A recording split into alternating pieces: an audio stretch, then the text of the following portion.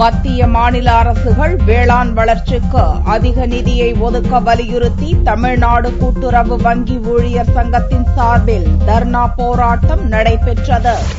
கூட்டுறவு வங்கிகளின் தரம் உயர்த்தப்பட வேண்டும் என்றால் வேளாண் துறைக்கு அதிக நிதியை மத்திய மாநில அரசுகள் ஒதுக்க வேண்டும் என்று வலியுறுத்தி தமிழ்நாடு கூட்டுறவு வங்கி ஊழியர் சங்கத்தின் சார்பில் சென்னையில் தர்ணா போராட்டம் நடைபெற்றது.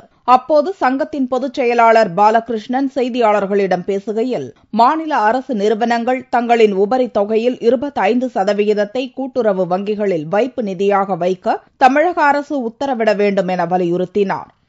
நமது நாட்டில் விளைநிலங்களை வளப்படுத்துவதற்கு தேவையான பெரிய அணைக்கட்டுகளோ சரியான விதைகளோ உரங்களோ விவசாயிகளுக்கு கிடைப்பதில்லை. இதற்கு மத்திய அரசு மாநில அரசுகள் அதிகமான நிதிகளை தங்களுடைய பட்ஜெட்டில் ஒதுக்க வேண்டும் என்று கேட்டுக்கொள்கிறோம்.